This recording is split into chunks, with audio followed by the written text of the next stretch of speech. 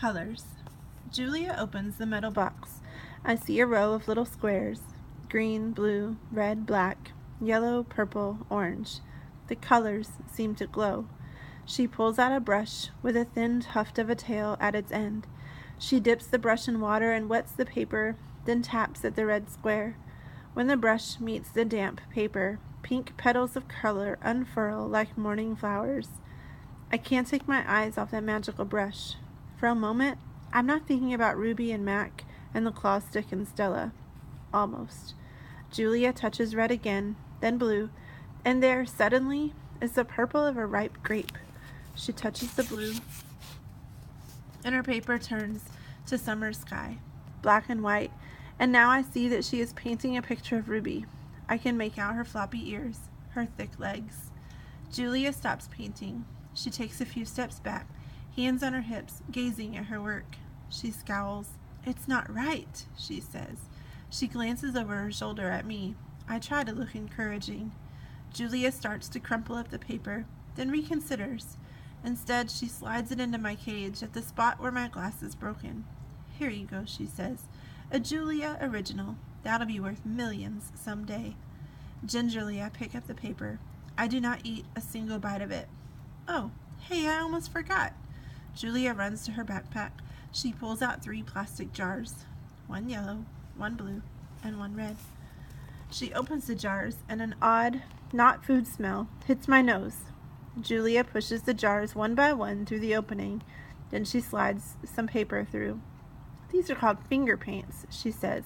"My aunt gave them to me, but really I'm too old for finger painting." I stick a finger into the red jar. The paint is thick as mud. It's cool and smooth, like bananas underfoot. I pop my finger into my mouth. It's not exactly ripe mango, but it's not bad. Julia laughs. "You don't eat it, you paint with it." She grabs a piece of paper and presses her finger on it. "See? Like this." I place my finger on a piece of paper. I lift it up, and a red mark is there. I get a bigger glob from the pot and slap my hand down on the page. When I pull my hand off the paper, its red twin stays behind. This isn't like the ghostly handprint on my glass, the one my visitors leave behind. This handprint can't be so easily wiped away. A bad dream.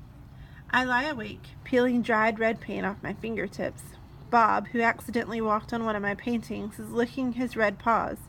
Every so often I glance over at the empty ring. The claw stick glints in the moonlight. "Stop! No!" Ruby's frantic cries startle me. "Ruby," I call. "You're having a bad dream. You're okay. You're safe." "Where's Stella?" she asks, gulping for air. Before I can answer, she says, "Never mind. I remember now." "Go back to sleep, Ruby," I say. "You've had a hard day." "I can't go back to sleep," she says. "I'm afraid I'll have the same dream." There was a sharp stick, and it hurt. I look at Bob, and he looks back at me. "Oh," Ruby says. "Oh, Mac." She puts her trunk between her bars. "Do you think," she hesitates, "do you think Mac is mad because I hurt him today?" I consider lying, but gorillas are terrible liars. "Probably," I finally say. "He ran away after that," Ruby says. Bob gives him a scornful laugh. "Crawled away is more like it." We are quiet for a while. Branches claw at the roof. A light rain drums. One of the parrots murmurs something in her sleep. Ruby breaks the silence. "Ivan, I smell something funny." "He can't help it," Bob says. "I believe she's referring to the finger paints Julia gave me," I say. "What are finger paints?" Ruby asks. "You make pictures with them," I explain. "Could you make a picture of me?" "Maybe someday." I remember Julia's picture, the one that will be worth $1 million. I hold it up to the glass. "Look, it's you. Julia made it." "It's hard to see," Ruby says. "There's not much moonlight." "Why do I have 2 trunks?" I examine the picture. "Those are feet." "Why do I have 2 feet?" "That's called artistic license," Bob says. Ruby sighs. "Could you tell me another story?" she asks. "I don't think I can ever go back to sleep." "I told you all I remember," I say with a helpless shrug.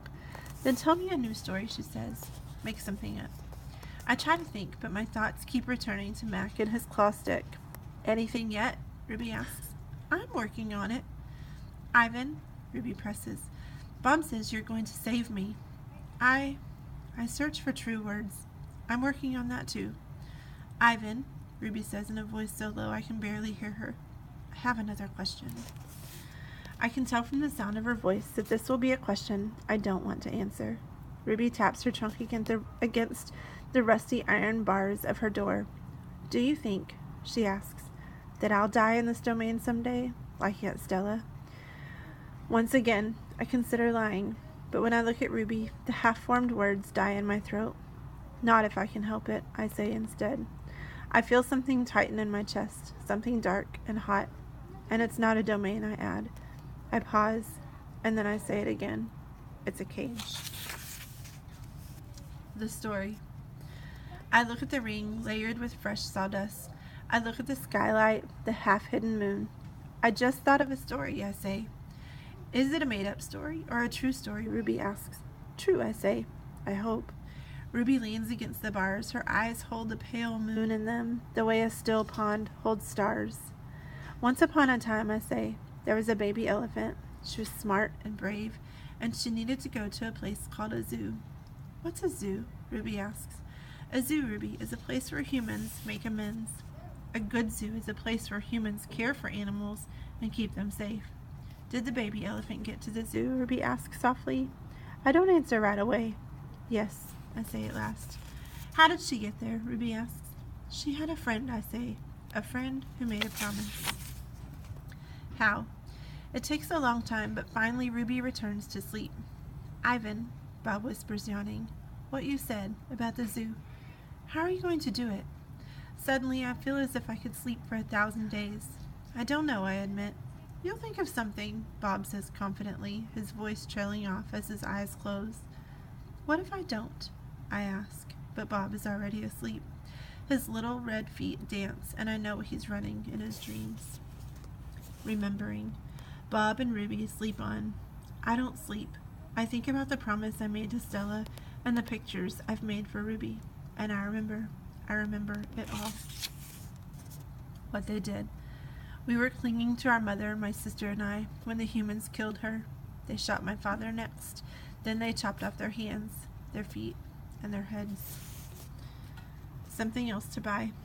There is a cluttered, musty store near my cage. They sell an ashtray there. It is made from the hand of a gorilla.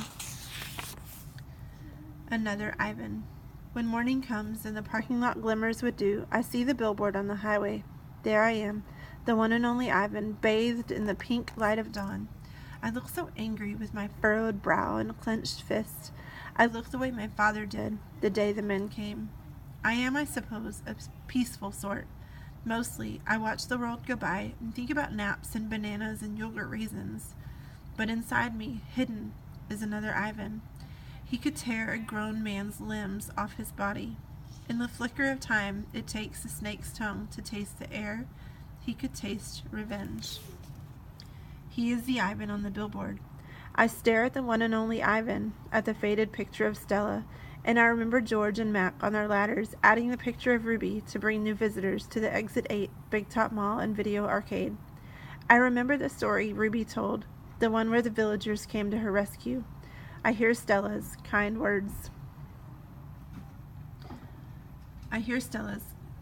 wise voice. Humans can surprise you sometimes. I look at my fingers, coated in red paint, the color of blood, and I know how to keep my promise. Days. During the days, I wait. During the nights, I paint. I worry when Mac takes Ruby into the ring. He carries the claw stick with him all the time now. He doesn't use it. He doesn't have to. Ruby isn't fighting back anymore. She does whatever Mac asks. Nights. I close my eyes. I dip my fingers into the paint. When I am done with one piece of paper, I set it aside to dry. It's so small, just one sheet, and I'm going to need so many.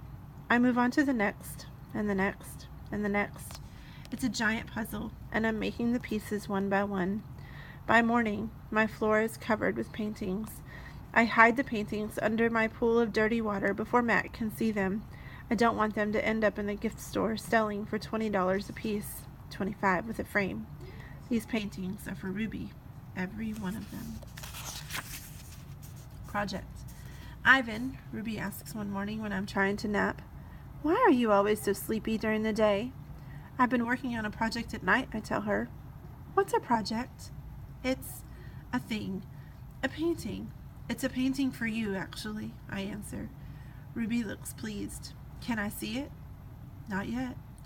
Ruby pokes with annoyance at her roped foot. She takes a breath. Ivan, do I have to do the shows with Matt today? I'm afraid so. I'm sorry, Ruby. Ruby dips her trunk in the water bucket. That's okay, she says. I already knew the answer. Not right. It's night again, and everyone's asleep. I look at the picture I've just made, one of dozens. It's smudged and torn, a muddy blur. I place it beside the others lining my floor. The colors are wrong, the shapes are off. It looks like nothing. It's not what I'm trying to create. It's not what it's meant to be. It's not right, and I don't know why. Across the parking lot, the billboard beckons, as it always does. Come to the Exit 8 Big Top Mall and Video Arcade, home of the one and only Ivan, Mighty Silverback. If I could use human words to say what I need to say, this would all be so easy. Instead, I have my pots of paint and my ragged pages. I sigh. My fingertips glow like jungle flowers. I try again.